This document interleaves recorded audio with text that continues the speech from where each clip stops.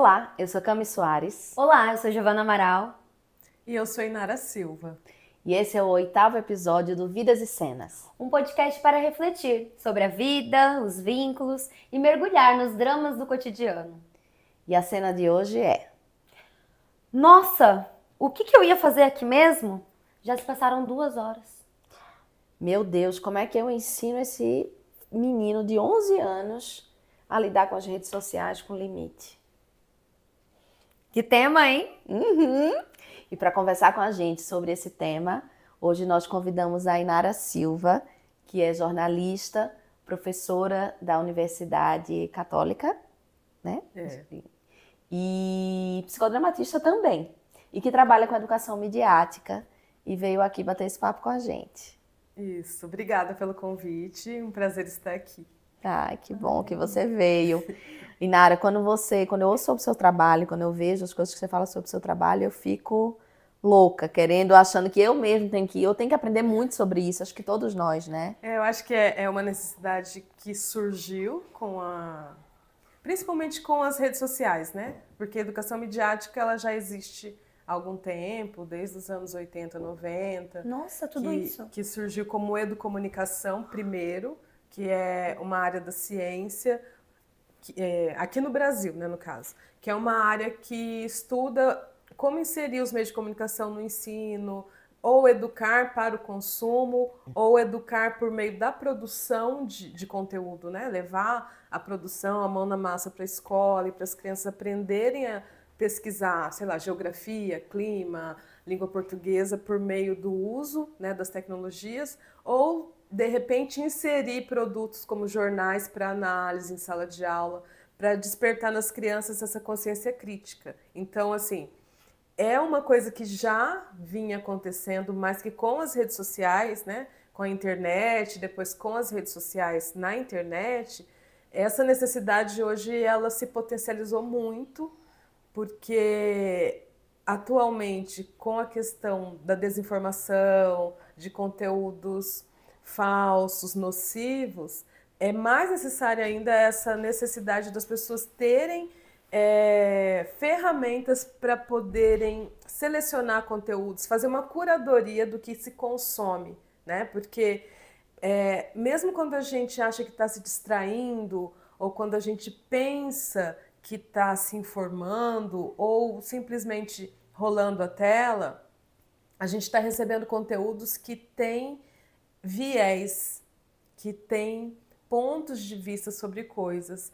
E muitas vezes esses conteúdos eles podem reproduzir informações que são falsas, difamação, calúnia, injúria, podem reproduzir conceitos relacionados à xenofobia, a racismo, a uma série de situações que podem levar a prejuízos reais e até prejuízos definitivos para outras pessoas, como é o caso de linchamento de uma pessoa que chega a morrer. Já teve no Brasil situação, né, um fato desse, ou um linchamento moral, da pessoa é banida, né, sei lá, da vida política ou da vida pública ou de uma empresa, de um cargo de chefia, ou até excluído de uma comunidade por conta de uma inverdade, né, de uma falsidade. Então, estudar e aprender a usar as redes, ela é fundamental hoje, mais do que nunca, né?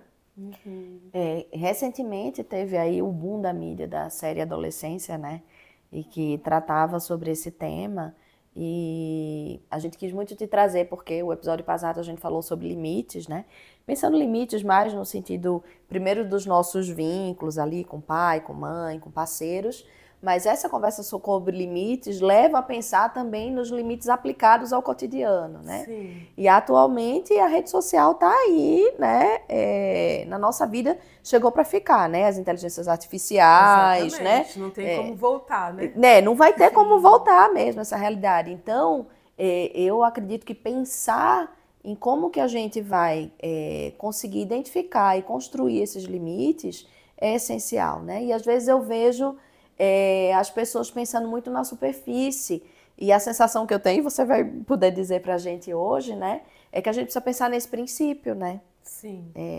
Assim, que ferramentas que a gente tem para poder a gente conseguir identificar, como que a gente vai se manter atento para conseguir continuar com esse pensamento crítico, como que a gente vai lidar, até a gente conversava aqui antes, né, assim, com as polarizações, que o acesso e a forma como o tal do algoritmo funciona faz com que, né, fomenta isso dentro dos nossos vínculos. Tem muita coisa por aí, né? É um assunto que ele vai englobar uma série de coisas.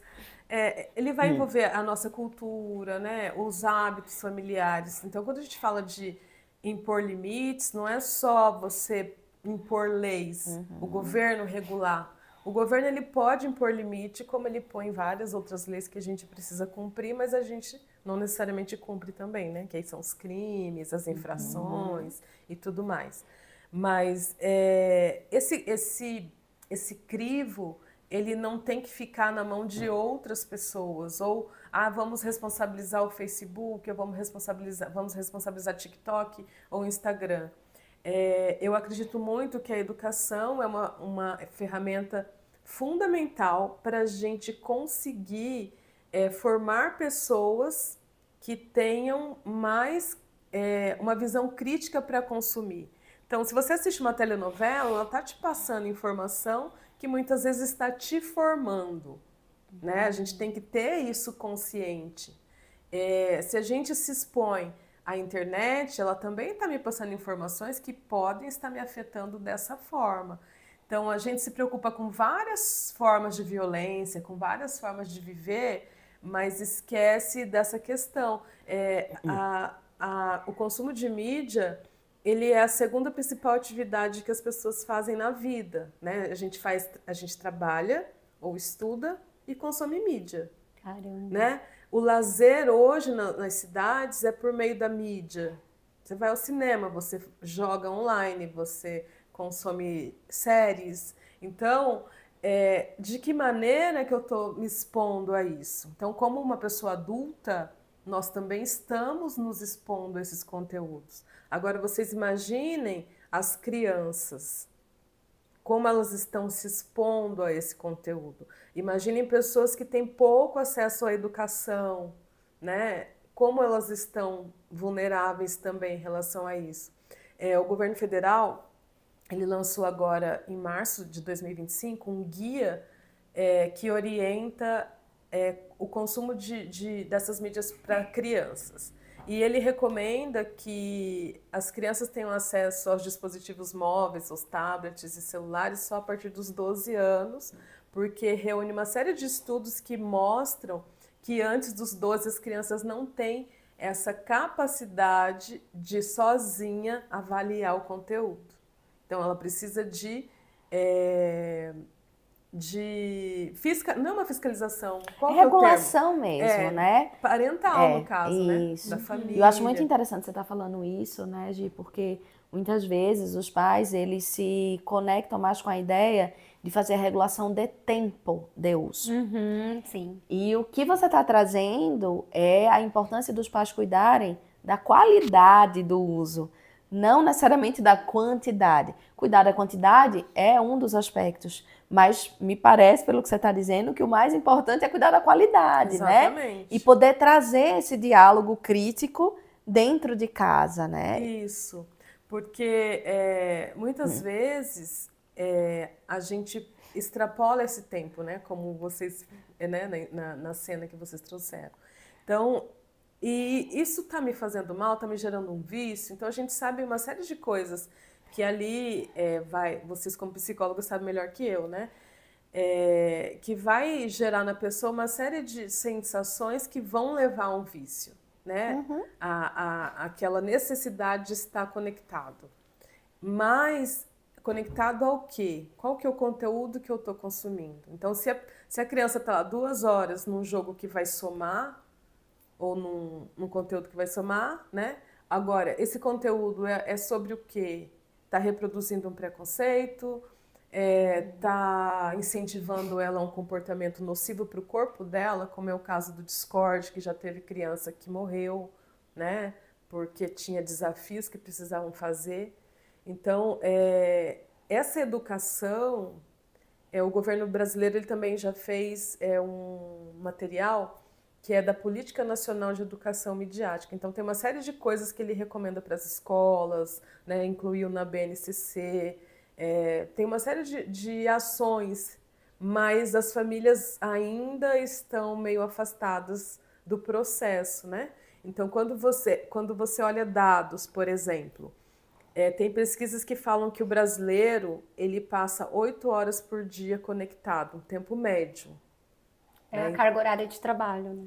É uma carga horária, é um período do dia, né? E a maioria dessas conexões são por meio dos smartphones, dos celulares, não é? Estou no computador trabalhando e tal. E o Brasil, no ranking mundial, ele está em segundo lugar em consumo de internet. Ele perde para a África do Sul. Então, o Brasil é o país que tem mais consumo de internet, entre os países que tem mais consumo de internet no mundo. E o que a gente está fazendo com isso, né? E o quão nocivo isso pode ser. Eu costumo dizer que a tecnologia, ela é neutra. Então, a internet, ela é só uma forma de eu acessar um monte de informações, o entretenimento, o lazer e coisas divertidas, ou estudar para um concurso, me ocupar. Mas a forma de uso, quem determina é a pessoa. Então, ela pode ser ruim, quanto ela pode ser boa. Então, como eu vou usar, vai depender desse meu posicionamento diante daquele instrumento, daquela ferramenta, né? A ferramenta está ali. Mas como que eu vou escolher usá-la? Eu posso ficar olhando vídeos do TikTok o dia inteiro, vendo dancinhas e tal. Não me somou nada, mas não me prejudicou. Mas pode aparecer um conteúdo que vai me prejudicar? Porque às vezes, nessa questão de criar conteúdo, tem gente que pega uma musiquinha que está na trend e põe, sei lá, matando um gato, sei lá. Não, né? tem desenho animado, né? Tem Turma da Mônica, não sei se você já viu, mas tem Turma da Mônica, outros desenhos que as pessoas fazem com conteúdo, né, sexualizado, ou com conteúdo, né, de ódio, né, dos preconceitos todos aí. Tem muita coisa, né? Aconteceu com uma pessoa que eu conheço, ele estava com a criança só com a musiquinha no YouTube, né? Aquela musiquinha do desenho. Aí do nada ele olhou, era uma pornografia. Sim. Então assim, o algoritmo vai te entregando a musiquinha e aí apareceu um vídeo que não era adequado para aquela criança. Agora imagina se esse pai não tivesse atento, né? Não tivesse prestando atenção, o que aconteceria, né? Então assim, por isso que tem uma série de protocolos, tem uma série de ações. No Brasil e no mundo tem agências de checagem, que são agências que trabalham na contramão da desinformação. Então vão surgindo desinformações, principalmente em grupos de WhatsApp ou Telegram, e eles vão trabalhando para desmentir. Né? São agências de checagem. Aqui no Brasil tem Aos Fatos, tem a Lupa, tem coligações de jornalistas trabalhando para isso, tem muitos grupos de pesquisa trabalhando com maneiras de prevenção ou estudos de caso para tentar combater ou gerar condições de enfrentamento. Porque eu acredito que a melhor forma é muito difícil, né? É meio até utópico, mas você formar pessoas para saberem consumir. Né? Você ensinar as pessoas a procurarem desconfiar. Muitos desses protocolos eles falam o seguinte: duvide sempre. E uma das coisas que a gente pode levar em consideração para a dúvida essa informação, quando ela chegou para mim, ela me provocou uma sensação de euforia? Essa sensação pode ser também de contentamento, né? Bem que eu sabia que aquela pessoa fazia isso. Bem que eu sabia que isso ia dar errado. Então, assim, ela deixou você muito emocionado, e quando você está muito emocionado, essa informação que veio, né? Ela te deixou muito emocionado. E você automaticamente tem aquele desejo de mandar essa informação para frente. Né? Então, se ela te deu essa sensação, duvide dela, né? Porque pode ser que ela está usando artimanhas, né, que a fake news usa, que a fake news ela é sempre muito chamativa, muito envolvente, né? Ela usa uma linguagem mais sensacionalista. Então você olha para aquilo e fala: nossa, que incrível, né? Tem um feijão aqui que cura uma doença que a ciência diz que é incurável. Então, assim, chegou um segredinho aqui no meu WhatsApp que só eu sei. E ainda está escrito assim: o governo não quer que você saiba disso. E aí você já quer passar para frente essa informação privilegiada que só você tem, né? Vocês já assistiram a série Vinagre de Maçã? Não. A Vinagre de Maçã, ela é uma série que conta uma história verídica de uma moça que ela cresce e ganha milhões na rede social, pegando a história de uma outra pessoa ela diz que tem câncer, ela inventa uma história de que ela tem um câncer no cérebro, tipo assim, e que os determinados tipos de alimento curaram o câncer dela. E ela vai usando essa lógica aí da fake news, só que ela se inspira na história real de uma pessoa que ela conheceu que tem um câncer e que tenta se curar desse câncer por via de alimentação natural. No final, a pessoa que realmente tem câncer acaba morrendo depois, porque ela fica só no natural e não faz as coisas, né? As outras coisas que ela precisaria fazer e tal, enfim. Aí vale ver a série. E aí essa moça, ela rouba a história dessa e ela faz uma série de fake news com essa lógica assim de que, né, encontrei a cura do câncer e é isso, e ela vai postando e em cima disso ela ganha milhões de dinheiro, de seguidores, de tudo em cima dessa lógica. É porque ela trabalha justamente com isso. Muita gente deseja essa cura.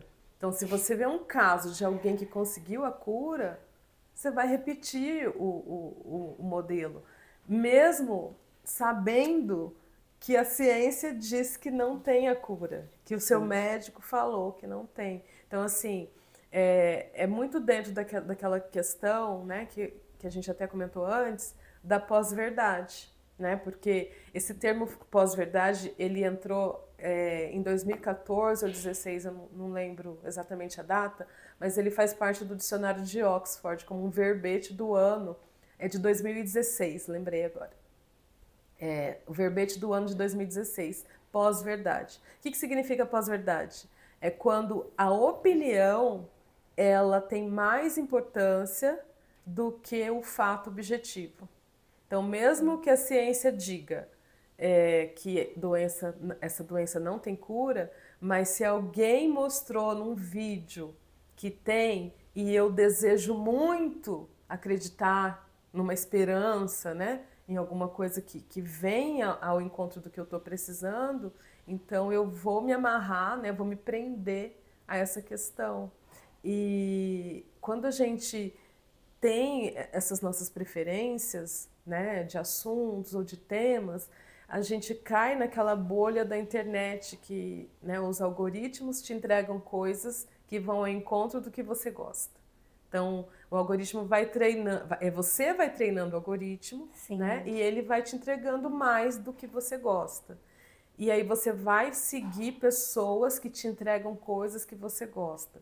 Então, você fica nessa bolha informacional que acaba levando você a uma situação de falta de criticidade. É que se você imaginar que a gente passa em média 8 horas por dia consumindo, né, esses conteúdos aí dentro da mídia, e a mídia está trazendo sempre essa realidade daquilo que você gosta e acredita.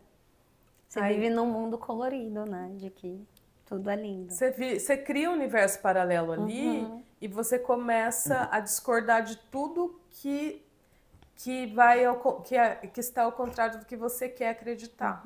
Então, isso é muito perigoso, porque isso leva à morte, né? Uma pessoa que deixa um tratamento para acreditar numa fake news, né? Numa desinformação, ela pode morrer se abandonar aquilo. Então, é como se fosse...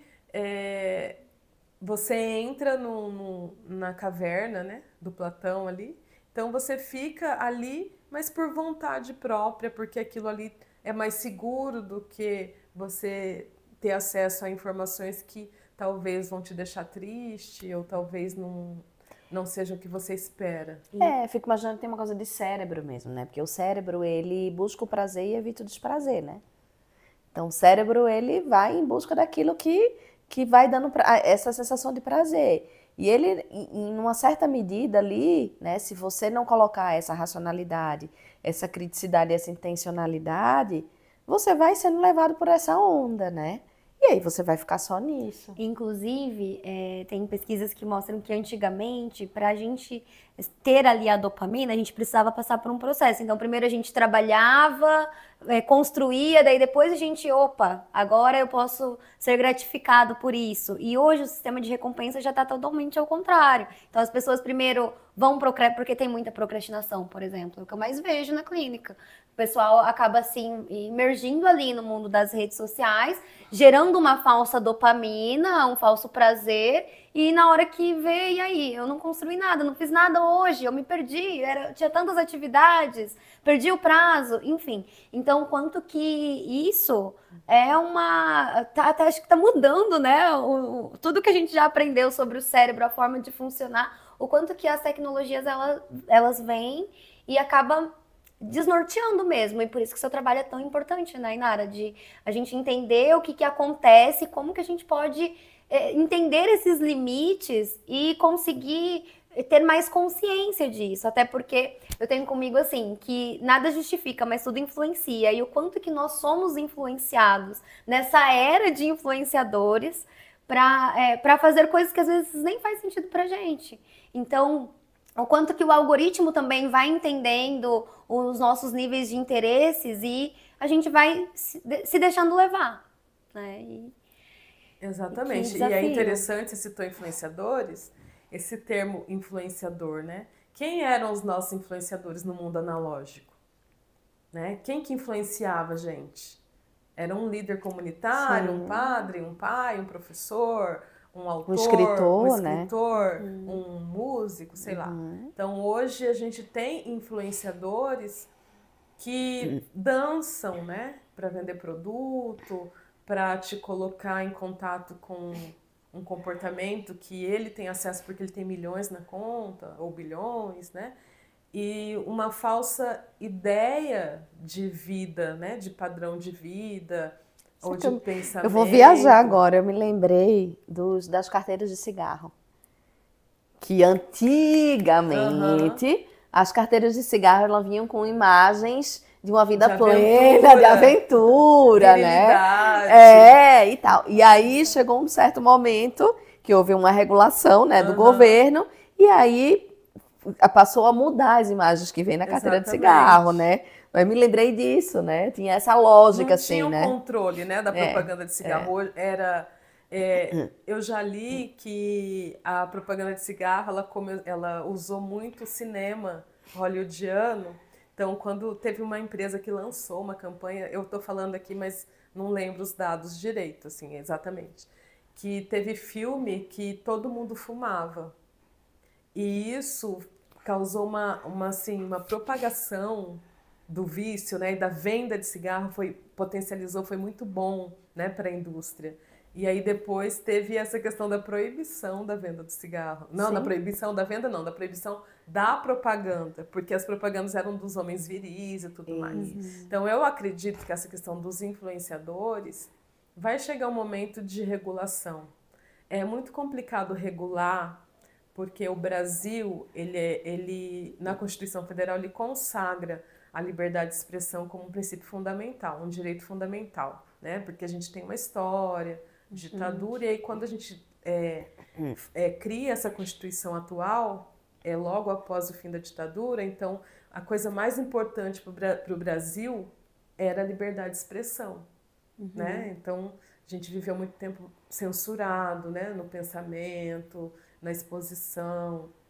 E aí, hoje, quando se fala de regulação, o parlamento ele tem uma discussão muito forte sobre censura. Se você vai regular o que as pessoas pensam, falam e postam, é censura.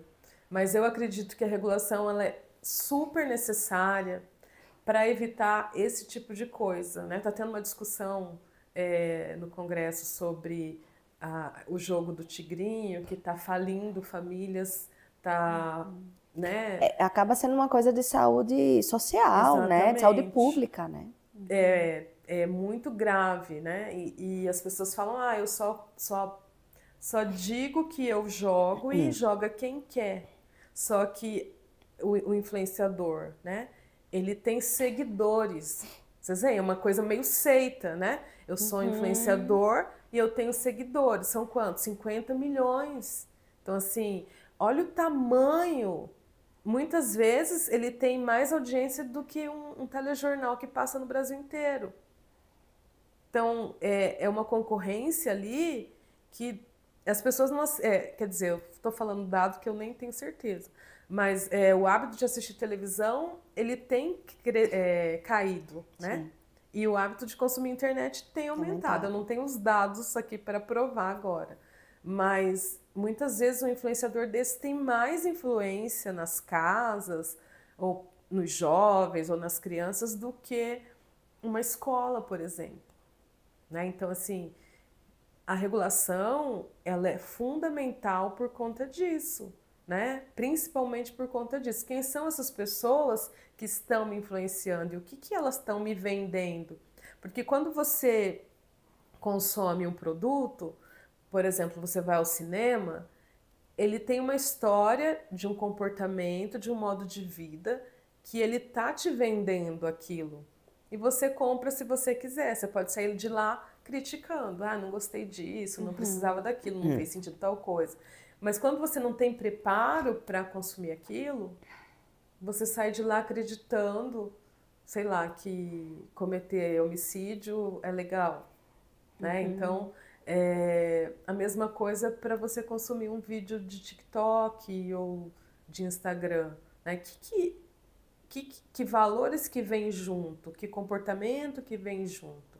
E aí, você olhar para isso de maneira crítica, eu sei que isso é uma bobeira, eu não vou fazer isso. É uma coisa. Ou eu sei que essa pessoa fala coisas importantes, eu adoro, né, quando acontece dela falar alguma opinião dela, porque eu adoro ouvi-la e ela me faz pensar. Então, depende muito de quem é essa pessoa, porque tem gente que usa ali a rede de uma maneira para formação, né? Tem grupos antirracistas, tem grupos... tem uma infinidade de coisas, como tem grupos que pregam coisas contrárias, né? Então, quem são essas pessoas que eu estou tendo acesso? Então, quando a gente consome, por exemplo, um livro, né? Eu estou lendo um livro, para eu saber que esse livro tem uma origem, eu vou lá, vejo a edição. Esse livro é de 1912, aí você fala, por isso que ele fala de um costume tal assim, porque em 1912 as pessoas viviam assim, né? Ele é do autor X. Quem que é esse autor X? Ele tem 5 livros de poesia. É o primeiro livro dele. Onde foi publicado? Em Portugal. Foi publicado em Campo Grande. Então, quando a gente consome uma mídia tradicional, como um jornal impresso, uma revista, ou até um site de notícia, tem alguém que assina, tem a data da publicação, tem uma URL, né? No jornalismo mesmo, eles contam a metodologia, por exemplo, em entrevista por telefone, fulano disse isso. Então, ele me conta o percurso dessa informação, como que essa informação chegou. Tô lembrando da teoria dos contextos, né, dentro do psicodrama. Exatamente. O quanto é importante, assim, essa informação de que contexto dessa pessoa, né, qual é o contexto grupal dessa pessoa e o contexto social. Exatamente. Que essa pessoa está emitindo aquela informação, né? Se eu olho para o veículo que eu estou consumindo, né, para a informação que está chegando até mim, com esse olhar... Né? Mas fulano tá falando isso porque ela nunca foi pobre, ela nunca pegou um ônibus. A gente faz esses comentários, mas vai ter gente que não vai ter. E é uma coisa que parece tão natural, mas isso vem de uma formação, seja educacional tradicional na escola, ou dentro de casa, ou das pessoas que me influenciam, né? Porque tem uma rede de pessoas que também tem grande importância, né? Nas redes que a gente segue ou consome. Então, as pessoas estão falando para mim, fulano não é legal, né? Tem uma influenciadora que esses dias entrou num dilema não, numa polêmica, e ela perdeu 700 mil seguidores. Para quem tem milhões, 700 mil não abala tanto, né? Mas vai que é um que tem 1.000, né? Então, isso vai acontecer, porque chegaram para essas pessoas, para essas 700 mil, algumas informações que fizeram elas entenderem que elas não tinham conexão com aquela pessoa. Então, elas foram lá e É o tal do posicionamento, isso, né? Exatamente. Então, assim, quem é essa pessoa que eu estou seguindo? Né? O que ela defende? Então, eu posso dar uma olhada ali para ver, de onde que ela tirou essa informação? Então, são questionamentos que a gente pode se fazer antes de consumir. Né? Deve, né? Pelo que você está dizendo. E eu estou pensando na cena que eu trouxe, né, com meu filho de 11 anos, o quanto que é importante que a gente traga essas pautas para dentro da nossa casa, do nosso dia a dia, né? Porque criança aprende muito por modelo também. Então, se ela vê a gente também, né, lidando com a rede social, com essas perguntas, com esses questionamentos, né, cuidando de quem são as pessoas com quem você está se relacionando ali nas redes sociais, ela também vai entender que isso é algo importante que ela faça no seu dia a dia, né? Os modelos, né? Sim. Como se você lê em casa, seu filho vai ler. Isso. Né? Se você não lê, ele vai te espelhar, né? Sim. A criança acaba espelhando. Então, essa questão de você não colocar limite para consumir, você acaba... É como a alimentação, é como várias coisas, os hábitos, né? Como você cuida do seu corpo, da sua rotina. Então, o problema é que a gente não para pensar nessas coisas, né? A criança está distraída, está ocupada, está quieta, né? Outro dia eu estava conversando com uma pessoa, a gente estava falando justamente dessa cartilha do governo que recomenda o uso de tecnologia pela criança a partir dos 12, aí a gente estava comentando sobre isso, que muitas famílias vão buscar a criança na escola já com o tablet ali na mão. Preparado, né? Para não ter manha, para não ter choro, para não ter enfrentamentos. Então, a paz reina. Então, acaba sendo um jeito também, né, que as pessoas estão muito cansadas, estão muito cheias de obrigações, o trabalho remoto, ou você... tem uma série de questões hoje, né, que as famílias enfrentam. E, às vezes, lidar com certas questões vai dar mais trabalho ainda, né? E é nessa tentativa, né, de sanar alguns problemas que acaba tornando, não sendo vistos outros, né? Então...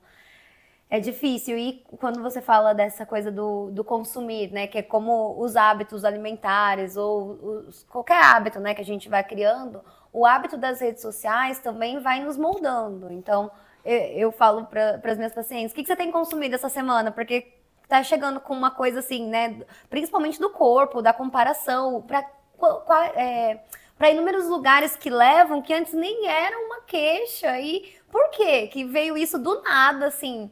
Foi do nada, comecei. Não foi do nada, sempre tem ali se a gente for puxar, sempre tem o influenciador, ou a sociedade já vem, né, com esses padrões que vão se construindo ao decorrer do tempo, só que com as redes sociais parece que isso vem mais forte e vem mais presente, porque é uma coisa que a gente acessa e entra a autorresponsabilidade, né, de saber o que se está consumindo.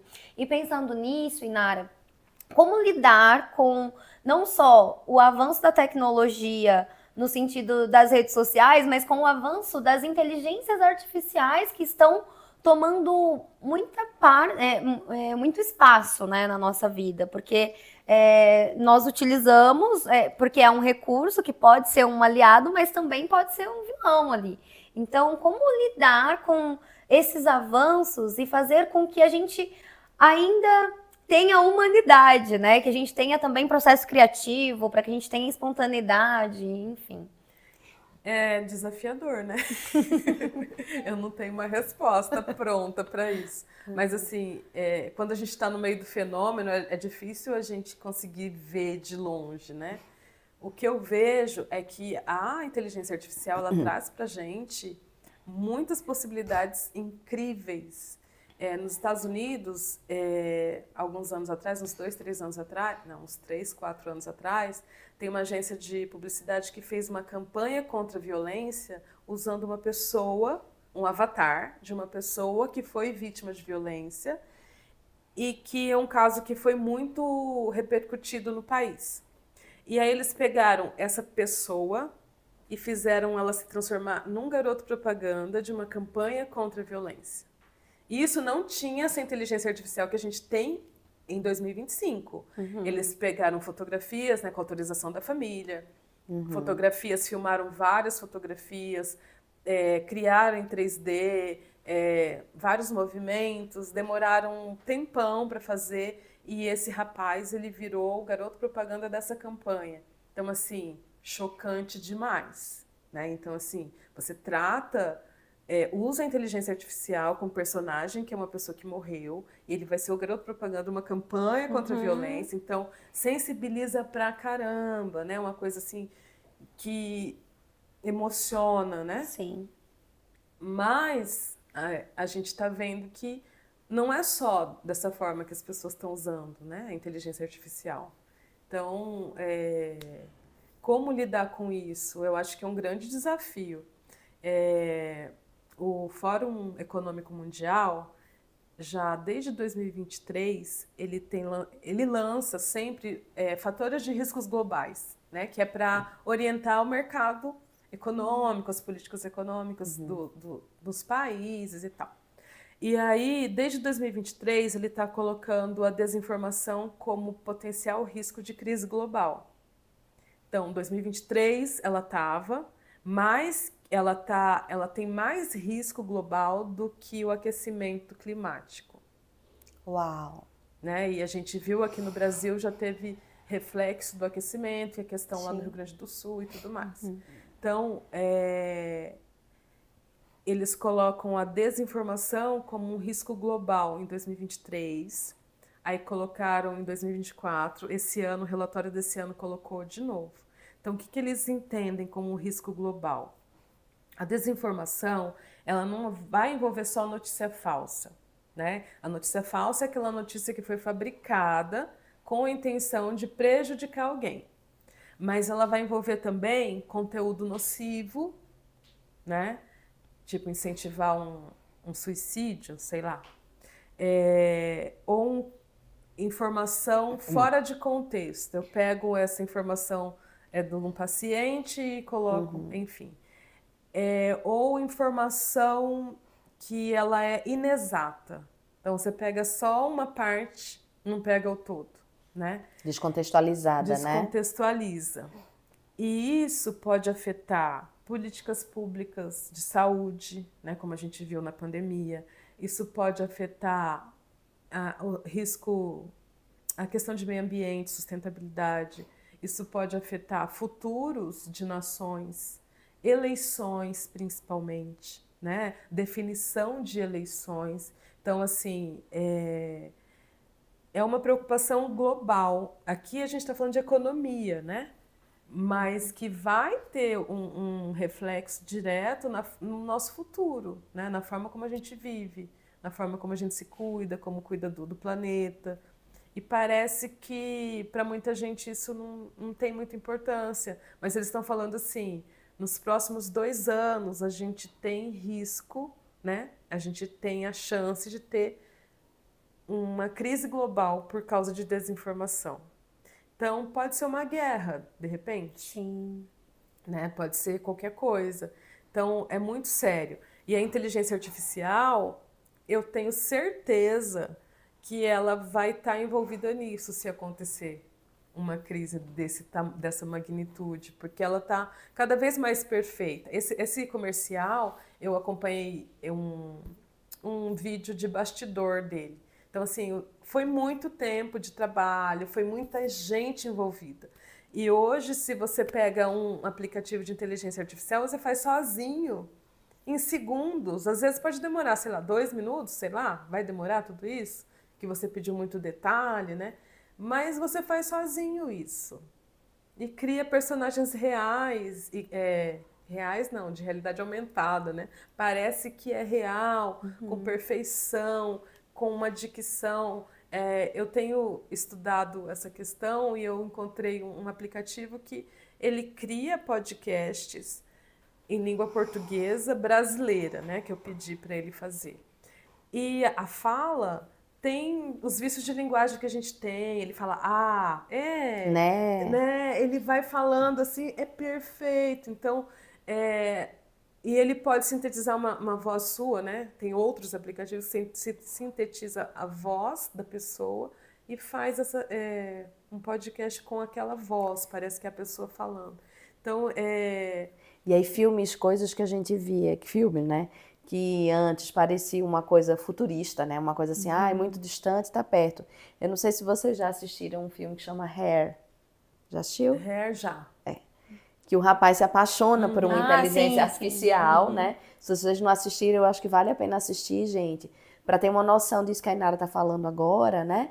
E ele se apaixona pela inteligência artificial justamente no momento em que ele termina uma relação ali, né? Com uma humana, onde parece que a dificuldade dele era lidar com os momentos de conflito ali da relação, né? Quando a moça passa por uma questão na vida dela e aí ela começa a ficar de outro jeito na relação e ele não dá conta daquilo, termina a relação e aí ele se apaixona pela inteligência artificial, porque a inteligência artificial entrega tudo, né?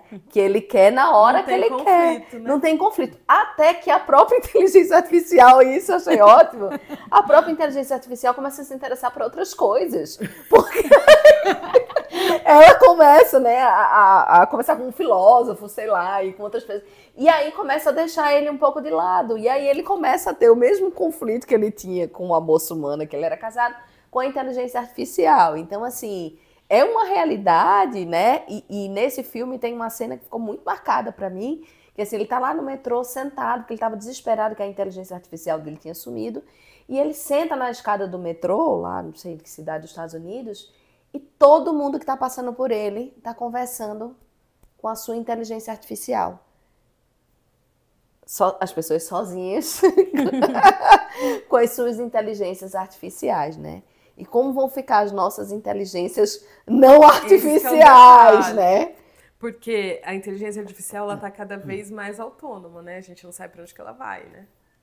Tem muita gente que diz que ela pode, né, fazer outras coisas que não Blade foram Runner. Lembra de Blade Runner? Lembro. Não sei se você já assistiu, porque esse é mais antigo. O Blade Runner que tinha, né? Lindo, né? É lindo, Mas que fala disso também, né?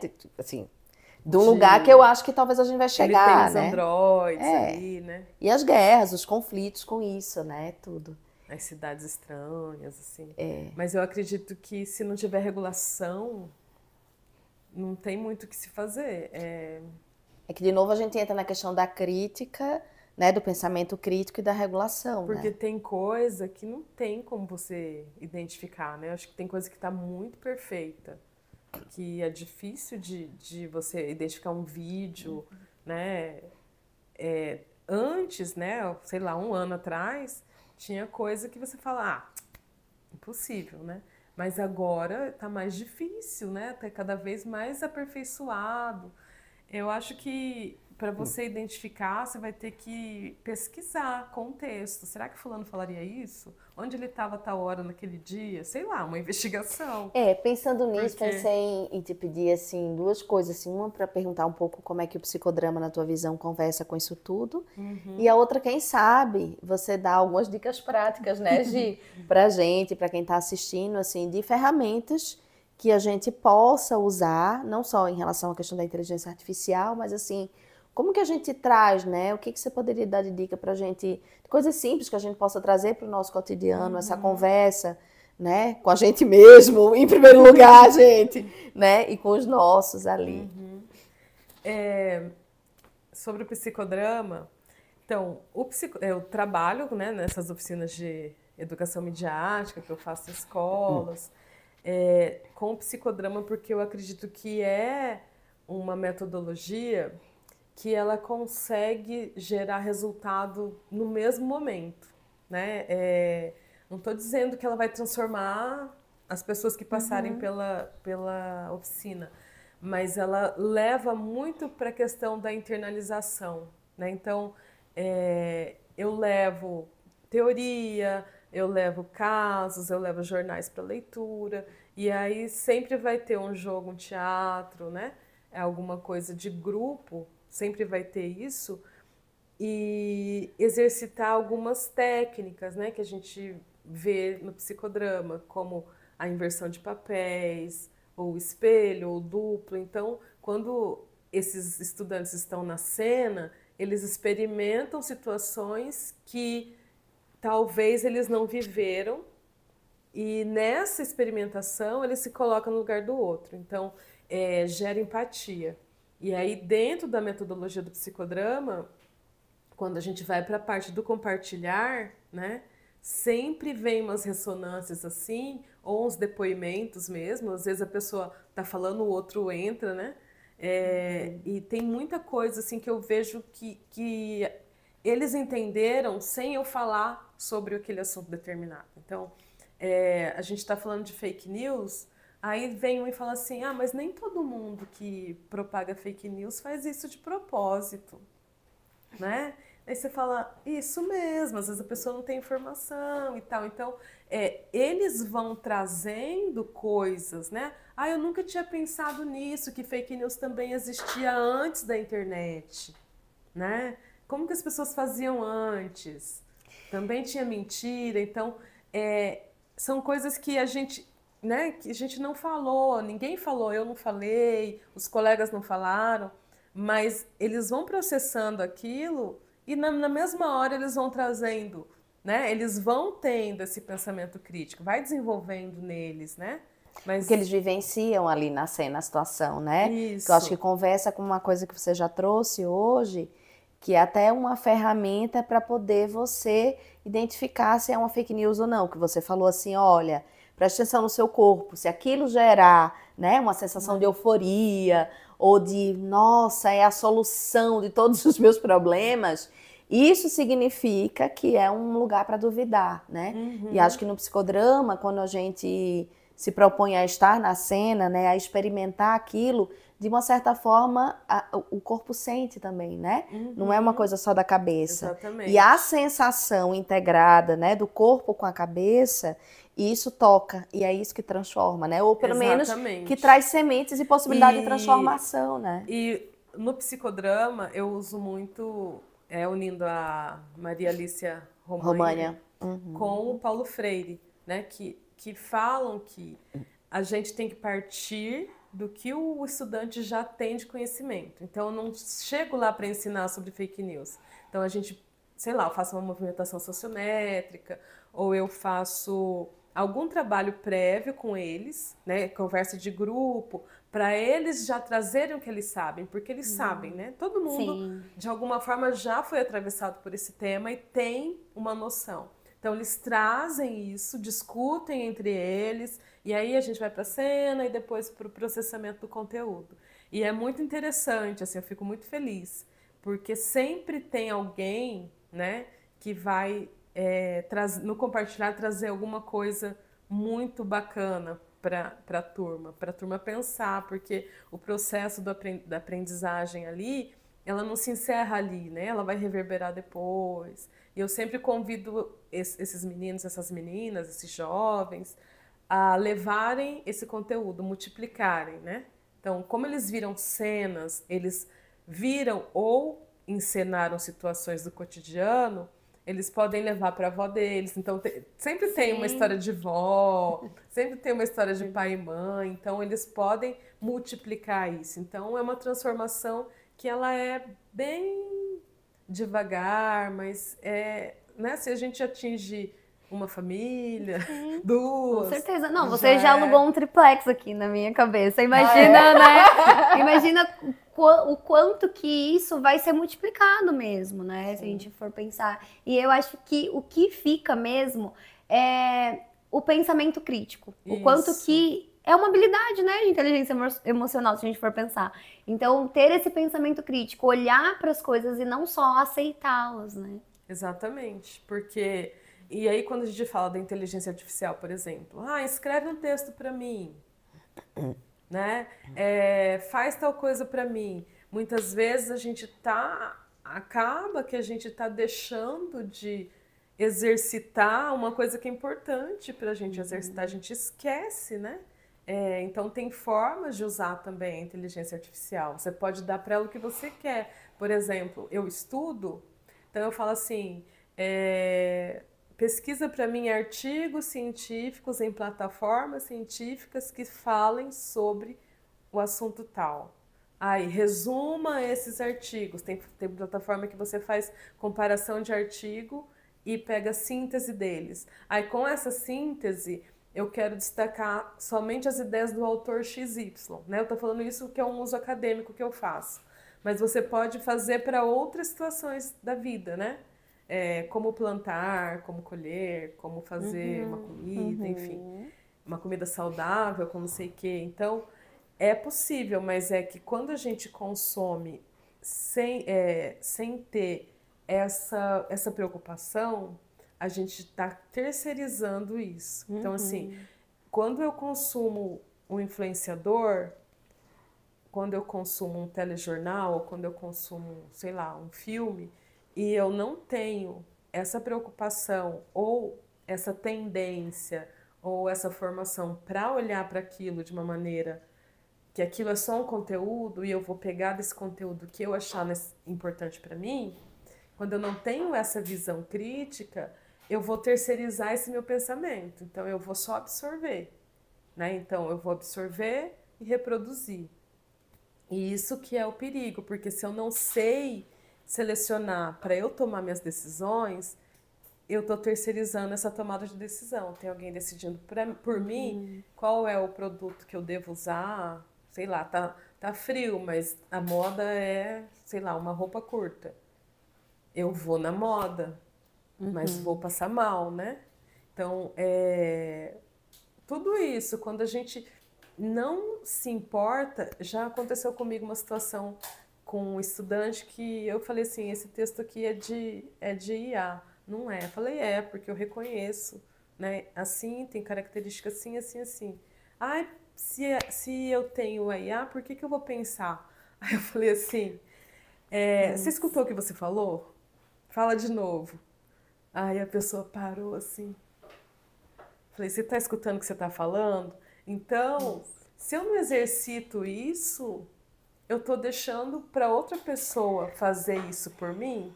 Nossa, eu fui longe agora, viu? Porque fiquei pensando assim, que uma coisa muito comum hoje em dia entre os jovens, né, é essa questão da automutilação, né, do suicídio como um lugar, né, uma estratégia para lidar com as questões da vida. E eu costumo ficar pensando que isso tem a ver com qual o sentido da vida para esses jovens, né? E um dos sentidos da gente como ser humano é o pensamento, né? É inclusive uma coisa que diferencia a gente dos outros bichos, né? Então, se eu começo a questionar qual é o sentido de eu pensar, como é que fica meu sentido de vida? Eu vivo para quê? Né? E o jovem ali, o adolescente, pré-adolescente, ainda não está, né, talvez ali naquele momento lidando com tantas... Mas uma hora essa questão existencial vai chegar, porque chega para todos nós, né? Então, se eu não continuo vendo sentido em fazer coisas que são próprias do ser humano, eu vivo para quê? Né? E aí isso leva para uma coisa muito complexa em termos de saúde mental, né? Tanto que as pessoas estão adoecendo bastante, né? Por questão... Até a questão mental, agora, ela faz parte de uma política de trabalho, que as empresas são obrigadas agora a garantir ações de saúde mental para os trabalhadores, porque chegou num nível que é necessário, porque a tecnologia, ela te deixa sempre online. Então, assim, se você é um trabalhador, você está acessível o tempo inteiro a receber um WhatsApp, por exemplo. Você não tem mais a divisão entre espaço público e a minha vida privada, né? Ou meu horário de trabalho e a minha vida privada. Então, tanto um cliente acha que você está disponível porque você está lá escrito online, ou o seu chefe. Então, o adoecimento, ele acaba sendo uma consequência natural, né? Desse processo. de estar sempre disposto, disposto não, sempre disponível. E isso não tem como não ser adoecedor, porque a gente necessita desse momento de recarregar, né? E aí, como a gente vai recarregar? Assistindo uma série de violência, ou, sei lá, consumindo mais mídia, horas na rede social. E aí, essa nossa dedicação, né, de 8 horas diárias ao consumo de internet, você não tem esse tempo de respiro para você ser apenas, né? Então, e isso eu não estou falando dos outros, estou falando de mim também, né? De todos nós que estamos, que somos consumidores de tecnologia, que tem um telefone móvel, porque tudo isso só vai acontecer porque a gente tem um telefone móvel conectado com a internet. Porque quando a gente só tinha um telefone móvel, não tinha isso, né? Então, eu tenho um mundo aqui no meu celular, eu tô viciada nisso. Então, eu olho de 5 em 5 minutos só para ver se tem mensagem nova, para ver se a hora, enfim. Olho porque já virou rotina. Então, assim, são muitas variáveis, são muitas questões. E nosso comportamento diante disso vai depender dessa educação que a gente se propuser a levar. Porque tem sido assim, urgente, né? Esse cuidado, esses limites. Eu não acabei não falando dos limites. Então, se antes no mundo que é analógico, eu escolhia o que eu ia ler folheando, olhando os títulos. Essa revista não me agrada, que ela fala de economia, não gosto. Vou para essa aqui que é de cultura, né? Como que eu faço isso hoje na internet? Na mídia tradicional, eu sou mais passivo, né? Por exemplo, eu chego lá, ligo a TV e deito no sofá, o que for passando eu vou olhando, ou é um filme que eu escolhi, mas eu ainda sou passivo. Na internet, eu preciso ir atrás do conteúdo, né? E hoje na rede social a gente está nessa passividade de novo, de ficar olhando. Mas só que ali na internet eu tenho um mundo tão grande para explorar, né? Tem tantas possibilidades e eu acabo ficando naquilo que vai ao encontro da minha necessidade ali. Então eu fico sem pensar, mas esse conteúdo veio da onde? Quem é essa pessoa? O que ela está fazendo? Esse vídeo, geralmente tem muitos vídeos que são encenações, um flagrante, uma coisinha assim. Então, muita gente nem pensa nisso. Será que é isso mesmo? Foi engraçado, ok. Então, quem são essas pessoas? De onde elas são? É o mesmo crivo que a gente tem que ter ali, é o que a gente tinha fora dali, né? Que a gente tem fora dali. Essa revista que eu estou consumindo, o ano, não, isso é desatualizado. Muita coisa de fake news é descontextualizado. Por exemplo, na enchente lá do Rio Grande do Sul, pegaram um vídeo da Turquia, que teve um desastre lá, também ambiental, e era um monte de caixão empilhado num caminhão, naquele caminhão baú, e aí falando assim, o governo está escondendo as pessoas que morreram, e olha o tanto de caixão que está indo para lá. E aí você olha no vídeo, no caminhão está escrito em árabe. Aí você precisa ter alguma disposição de olhar a imagem, você vai ver alguns detalhes elementos, né? Que não são brasileiros, né? E tem uma plaquinha com telefone, só que está escrito em árabe. O prédio, a arquitetura é bem diferente da nossa. E aí as pessoas passando isso. Por quê? Porque vai ao encontro, né? Fiquei feliz de saber disso, estou empolgado, quero que todo mundo saiba esse mistério, esse segredo. Então, a fake news ela vai ter essa coisa de exclusividade, chegou só para você, manda para todo mundo precisa saber, né? E não tem origem. Quem que mandou isso? Aí tá lá encaminhada não sei quantas mil vezes. Encaminhada com frequência, né? Da onde que veio? Qual que é a origem disso? Né? Não tem um editor, não tem um responsável, não tem um dono desse conteúdo. Né? Eu tô aqui pensando, Inara, como é que a gente pode fazer para manter essa atenção constante, né? Porque é uma coisa que está tão dentro da nossa vida que precisa de uma atenção constante. Mesmo quando você está ouvindo... Vigilância, né? É uma vigilância. Quando você está falando, eu estou pensando assim, eu comecei o semestre com meu filho assim, você tem um X quantidade de horas, a gente vai acompanhando o que você está assistindo, mantendo essa conversa em casa, tal. Tinha toda tinha uma rotina onde a rede social... Na verdade, ele fica tanto em rede social, assiste muita série, ele gosta muito de filme, de série, mas assim, o uso ali da tecnologia estava inserido dentro da rotina dele.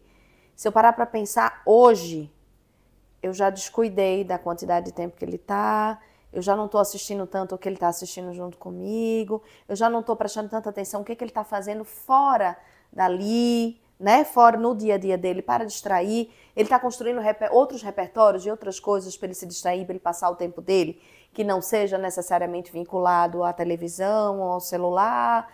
Então, assim, eu comecei o semestre super atenta com isso, e aí a rotina foi acontecendo, foi engolindo, e hoje eu já não estou tão atenta assim. Tem algumas regras básicas, por exemplo, no carro eu não deixo, não gosto. Por quê? Perde a condição de olhar a vida, né? A pessoa está ali na tela, não vê o que está passando, as árvores, gente, como é que são as cidades, o nome das coisas, tarará. Então eu não permito. Na mesa também não tem, na mesa, está ali para conversar, para interagir e tal. Essas consegui manter, mas outras eu vi que eu já escorreguei, né? E isso acontece, eu acho que da gente com a gente mesmo e também com os nossos filhos. Sim. Então, fico pensando assim, como que a gente poderia, né? Como que a gente o que a gente precisa fazer para manter essa atenção constante, né? Que é uma vigilância mesmo, como você falou. É desafiador. Acho que diálogo, troca, ocupar o tempo com outras coisas, né? De offline, de presença, esporte, enfim. Eu acredito que fórmula mesmo, modo de fazer, cada um vai encontrando o seu jeito, né? Porque a criança, ela precisa de vigilância. Não é só você dizer como ela deve fazer. Ela é sua responsabilidade, né? Teve agora um caso recente de uma quadrilha de adolescentes, inclusive um menino era daqui de Campo Grande, que eles coordenavam essas coisas de mutilação, enfim, né? De adolescentes, faziam as pessoas fazerem coisas, desafios e tal. E aí tem uma menina que eu vi, que ela deu uma entrevista, ela fala assim que se os pais dela tivessem cuidado mais do que ela via na internet, ela não teria entrado nessa. Era do Discord, né? Que é uma ferramenta que as pessoas conversam, né? Só de áudio. Eu não sei se tem vídeo. Tem vídeo? Tem vídeo. E aí as pessoas começaram a comentar ali, né? Na postagem. Imagina, 14 anos, sabe? Ela ganhava dinheiro com isso e tal. 14 anos tá ganhando dinheiro, não sei o quê, bandida, agora vem culpar mãe e pai, não sei o quê. E aí eu fiquei pensando, eu falei assim, por mais que ela esteja errada no que ela fez, essa fala dela tem todo o fundamento. Com certeza. Né? Ela tem 14 anos. Desde quando? Ela fala assim que ela entrou brincando, se divertia, começou a ganhar dinheiro e quando ela queria sair, o grupo pressionava que ela não podia sair, senão ela era próxima a ser vítima. Eles iam usar a imagem dela, iam fazer coisas com ela e tal. E ela foi ficando até que ela acabou sendo presa. E aí, você para pensar, o menino que foi preso aqui em Campo Grande, imagina a família, o menino tá no quarto, igual adolescência, né? Adolescência, sim. Tá lá de boa, bom filho, tal. Não dá trabalho. Passou a ser uma coisa a mais para responsabilidade de pai e mãe. Não tem, né? E não tem classe social, não tem raça, não tem gênero isso, Não. Né? É geral, né, Inara? É geral e assim... Porque a desinformação e a deseducação nesse sentido é geral, né? Exatamente. E é bom a gente lembrar isso, né? Porque às vezes, assim, do alto, da classe média, né? Ou da classe alta e tal, não, isso aqui... Não. Isso não é pra mim, não me afeta, sou preparada. Mas a gente como adulto, a gente fica vulnerável, né? Sim. Em relação a isso. E acredita, eu já acreditei uma vez numa promoção do supermercado que chegou pra mim, que se você cadastrasse lá, ia ganhar uma cesta básica, ou sei lá, produtos, sei lá o quê. Aí eu cadastrei, eu olhei, tinha comentários de pessoas E eu fiquei feliz, me cadastrei, né? Ou seja, eu dei meu número pro sistema lá. Aí eu fui olhar, mas esse link é esquisito. Mas depois que fez, né? Porque se empolgou, né? Sentiu eu euforia. Fiquei emocionado, queria economizar e tal. Aí esse link tá muito estranho. Né? Não é, era de um supermercado, uma rede de supermercado que tem no Brasil inteiro. Falei, esse link tá estranho. Falei, gente, até eu, né? Então a gente cai mesmo, né? Como adulto, pessoa que tem formação. Eu não olhei o link, que é uma coisa básica. Que link que é esse? É um link todo estranho lá, esquisito. Então, tá todo mundo passível, sujeito de cair, mas acho que se a gente tentar se preparar, né? Se a gente tenta estudar e se informar, a gente tem menos chances, né, de cair. Não vou cair? Não sei. Mas eu tenho menos chances se eu usar dessa forma, né? Se eu verificar mais, se eu procurar informação. E uma coisa que a gente pode fazer que é elementar, assim, que é bobo, chegou uma informação no meu WhatsApp, né? Né, promoção no supermercado. Põe ele no Google, já vai ter alguém desmentindo aquilo. Sim. Rapidinho. Ou é uma informação sigilosa, né? Sei lá, a partir de amanhã o governo vai cadastrar todos os aposentados do Brasil, quem não cadastrar, ele não vai mais pagar a aposentadoria. Coloca lá no Google. Ninguém tá falando disso, não tem um site falando disso. Só o seu celular, só o WhatsApp que tá sabendo disso. Então, assim, desconfia, né? Então, a ferramenta, o Google é uma ferramenta de busca, né? Que você pode solucionar várias dessas dúvidas muito rápido. Será que isso é verdade? Põe ali, né? Agora, os vídeos que são manipulados, essas coisas todas, é muito complicado pra gente saber. Eu não sei ainda como dizer, como fazer. Prestar atenção, às vezes tem vídeo que tem baixa resolução de detalhes da pessoa, ou às vezes parece uma sombra, né? A pessoa se mexe, vira um fantasminha e volta, né? Mas hoje em dia a inteligência artificial, ela tá tão avançada que tem coisas que estão perfeitas. Então não tem nem como saber, mas de repente é uma pessoa que você conhece, um contexto que você conhece, que não é bem assim, e você pode também duvidar daquilo. Mas é isso. Buscar referências, né? Exatamente. É ter um pouquinho de trabalho, de dar uma verificada. Será que é isso mesmo? Uma vez, esses tempos atrás, uma pessoa me mandou um negócio que estava acontecendo no centro de Campo Grande. Se você passasse na esquina de tal com tal, jogam um ovo no seu para-brisa. Se você for limpar, embaça tudo. E aí você para, os bandidos te assaltam, não sei o quê. Coloquei no Google. E aí tinha esse mesmo texto, igualzinho, sei lá, de 5 anos atrás, no Ceará. Então, assim, as pessoas mudam os personagens, as informações, e saem passando. Então, se você tiver só esse tipo de cuidado... Quer que repete? A gente tá falando sobre inteligência artificial e a Siri resolveu participar, gente. Deu um episódio. Né? É sobre isso, gente, né? Usando um dos jargões da rede social é sobre isso. Muito bom. Eu nem sei o que eu tava falando. Ao vivo e a cores. É isso, a gente tá aqui falando, ela resolve participar. Você tava falando do vídeo, né, da história do Ceará, que você colocou no Google, do Google como uma ferramenta, né, de você poder colocar e aí lá. Ele queria participar. E aí ele ficou muito animado, foi incluído aqui no podcast, mas eu acho que isso que você traz da dúvida é uma coisa que a gente pode levar pra gente, né? De incluir essa dúvida aí sempre, para poder, essa dúvida trazer o questionamento e aí você poder investigar. Fiquei imaginando, não sei se existe, vou até te perguntar, um Reclame Aqui das fake news, né? Porque eu, por exemplo, uso muito o Reclame Aqui por exemplo, vou para uma viagem, né? vou para um hotel, vou para uma coisa, vou para um restaurante, um lugar na cidade e tal, eu boto lá no Reclame Aqui para ver, né? Como é que tá a avaliação, né? O que é verdade, o que não é, entrega, né? De produto e tal. As redes sociais, o Facebook estava fazendo isso, não sei se permanece, que ele classifica essa informação, ela tem cara de fake news, ele usa um outro termo mais bonito, né? Esse site é suspeito, alguma coisa assim. Tem um jeito também, eu recebi uma informação pelo WhatsApp, eu quero saber se isso é verdade. Aí eu pego essa informação e mando para uma agência de checagem. É isso Então, que eu ia perguntar.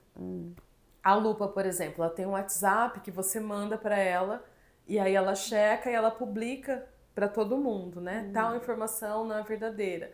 A Lupa faz isso, então, tem a Pública, tem uma série de agências que são coligações de jornalistas, né, que trabalham fazendo apuração, né, de informações para desmentir ou confirmar. Então, eles fazem muito isso, né? Então, às vezes, tem vídeo circulando, tem várias coisas assim de informação. O governador XY falou que ele acabou com a fome, não sei o quê. Aí ele vai lá publicar. Aí ele fala assim, é exagerado ou é verdade, porém... Então ele faz uma classificação da informação ou é falso, né? Então às vezes a pessoa fala num discurso, ninguém vai rebater. Aí eles checam os discursos públicos, eles checam as informações que você manda. Então, se vocês tiverem interesse, né, de seguir essas plataformas ou cadastrar a Lupa, não, aos fatos. Eles mandam e-mail, mandam no WhatsApp boletins da semana. Então, assim, tudo que aconteceu, que foi checado, que é verdadeiro ou falso. Oi, né? Nara, e eles fazem esse serviço, vamos dizer, para informações de modo geral, não só para questões políticas ou de religião, de coisa, qualquer informação. Qualquer informação. Eu tô com meu filho lá e ele recebeu um negócio no WhatsApp dele, né, de alguém, e aí eu posso fazer essa investigação a partir dessa agência. Legal. Eles fazem qualquer, tipo essa do ovo, eu pus lá no Google, ele já trouxe a resposta, mas de repente se eu não encontrasse ali, eu posso mandar na Lupa, eles vão também encontrar a resposta aos fatos. E aí eles publicam no site deles, na rede social deles, e mandam a Lupa, eu tenho um newsletter que chega no meu e-mail, ou aos fatos ele me manda no WhatsApp. Então, assim, mas aí você tem que ter, né? Como eu falei, na internet a gente precisa ter essa disposição de ir atrás, né? E aí eles vão entregando esses pacotes de informação. Qualquer informação. É claro que a maioria tem a ver com política, né? Porque é o espaço público, onde tem mais disputas de versões, de realidade e tudo mais. Mas tem questão de aquecimento global, questão que também vai parar na política, né? Saúde pública que vai parar na política, mas tem outras coisas menos... Porque se pode ser de qualquer conteúdo, pode ser uma ferramenta para os pais também, né? De uso para, enfim... Até para poder orientar, né, o filho, olha, suporte, né? Pesquisei isso aqui, vi que não é, olha, você tá vendo como é que funciona, aí você pega um exemplo, você já mostra, né? Até de ensinar, tem oficina que eu faço que é de checagem, e aí eu mostro, tem jornalistas que mostram no Instagram o passo a passo, como ele chegou a tal informação, ou como ele checou a informação para descobrir que aquela informação não era verdadeira. E aí eu levo para os estudantes, né, do ensino médio assistirem, eles ficam encantados, porque eles ainda não conhecem esse tipo de coisa, que é checar um fato, né, que é pegar, tipo, como que isso foi parar no jornal? De onde que as informações chegam, né? O jornalista, ele, sei lá, abre um portal e as informações brotam, né? Então eles ficam maravilhados, nossa, que legal, né? Então, aí eu parto E eles são curiosos, né? Então você usa uma coisa que é natural deles, né? Para poder gerar um pensamento crítico. Aí, a partir disso, eles vão fazer as checagens deles. Aí eles fazem checagens. Que legal. Aí usa Google, que é uma coisa mais simples, né? Que é mais disponível ali. E aí tem muita gente que vai para o chat, né? E aí, no caso do ChatGPT, ele tem uma atualização, que é uma data que ele é atualizado. Então, eu deixo eles fazerem. Por que foi aí? Ah, porque ele é mais completo, ele é não sei o quê. Daí tá, pergunta pra ele então, sei lá, se o Papa morreu. Aí, não, ele falou que não tem essa informação. Falei, então, tá vendo? Ele não tá atualizado. Então, assim, para eles já começarem a duvidar até das ferramentas que eles usam, né? Qual que é a diferença de um motor de busca, como é o Google, ou de uma inteligência generativa? Onde que ela está baseada? Por que eu estou usando essa? Por que eu não uso a outra? Ah, tem uma que faz fotos, faz vídeos, tem uma outra que é só linguagem de texto. Então, para eles entenderem isso, que não é porque tem essa ferramenta que ela vai entregar uma coisa que tem validade, né? Essa aqui está desatualizada. Teve uma oficina que eu fiz ano passado, e aí o aluno não gostou que eu falei que o ChatGPT e tal.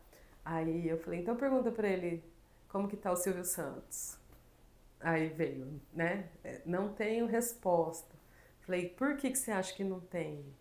E aí ele foi vendo, então tá desatualizado, então toma cuidado quando você usar, porque ela não é 100% É saber verdadeira. pra que usar. Pra que eu posso usar.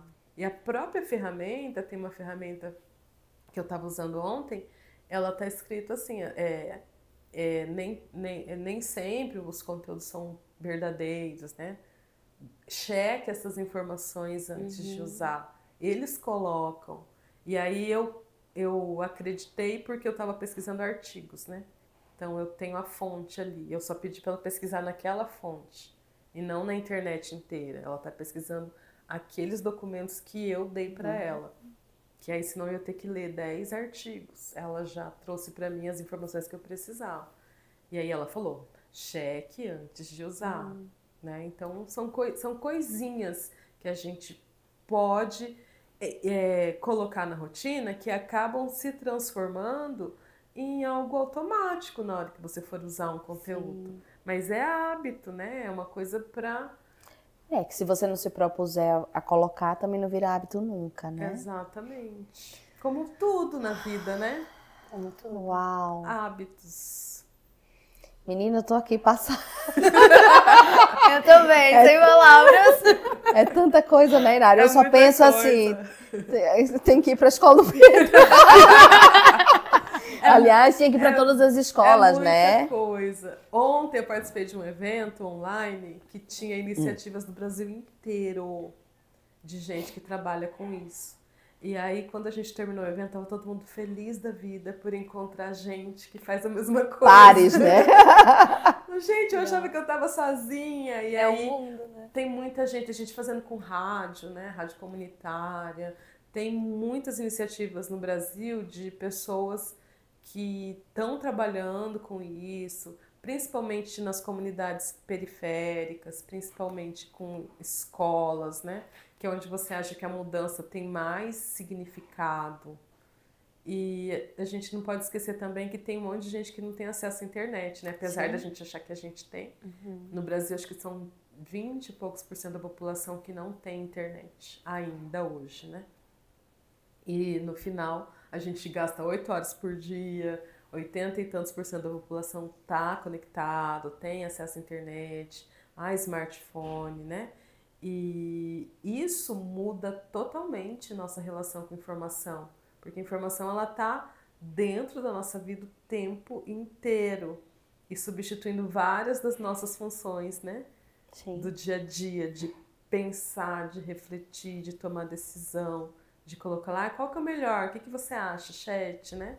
E ele vai dando as respostas e tudo mais. Então, é muita coisa, né? É uma mudança de vida, né, que a gente passou. A gente não percebe porque foi tudo muito, né? Foi entrando na vida. As crianças, elas não sabem nem como que é viver sem a internet. Como que é uma vida sem smartphone, sem internet, né? Então... Eu, de 4 meses para cá, tenho chegado no consultório, né? Clientes, assim, usando o ChatGPT e trazendo para dentro da sessão, né? Eu e o ChatGPT pensamos isso, né? De Me verdade. ajudou a tomar essa decisão. Eu e o Analisou ChatGPT isso. nomeamos desse jeito. E aí eu confesso que eu fiquei até impactada a primeira vez que eu vi isso, e com sorte que eu fiquei assim, ok, agora eu vou ter que trabalhar junto com o ChatGPT também. Ou eu trabalhei assim, foi numa semana, tipo, 3, 4 clientes trouxeram o ChatGPT para o consultório, né, para sua sessão. E aí eu pensei, e eu não conhecia ainda, viu, gente, ChatGPT a essa altura. Eu disse, não, vou precisar conhecer o ChatGPT. Conversar com esse carinha aí. Vou ter que, porque ele tá aqui. E aí é muito engraçado, porque psicodramatistas que somos, a gente fica muito atento aos fenômenos, né? E aí esse fenômeno, numa semana só, com 3 clientes diferentes, eu digo, chegou. Vou precisar me letrar nisso, vou precisar conhecer, vou precisar ver como é que eu vou lidar com isso, né? Mas isso aí também é para outro episódio, né? Com certeza. Mas olha, a gente já recebeu um letramento aqui, né? Opa, uma aula completa. Muito bom, muito bom. Inara, muito obrigada, Eu que viu? agradeço, adorei o papo, obrigada pelo convite. Foi ótimo. A gente que agradece pela sua disponibilidade e é uma esperança, né? De que as pessoas possam se conscientizar e que elas possam ter um pensamento crítico mesmo referente ao mundo de informações que... E eu penso assim, um podcast como que faz parte, né, dessas novas ferramentas, também poder ser esses espaços, né, de letramento, de informação, né, para isso, né. Não é só para influenciar, é para conhecer, para aprender, para se educar. Né? Influenciar pela educação também, né? Isso aí, usando o nome de um jeito, né, a palavra de um jeito bom. Gente, então é isso. Esse foi o nosso papo com a Inara Silva. Esse é o 8º episódio do Vidas e Cenas. Se você gostou do conteúdo, deixe sua curtida. E se fez sentido para você, compartilhe com seus amigos. E não deixe de se inscrever no canal, porque todas as quartas-feiras teremos novos episódios. Isso. E no nosso próximo episódio, nós vamos falar sobre... alinhamento de expectativa. Não perca. Até lá! Tchau, tchau.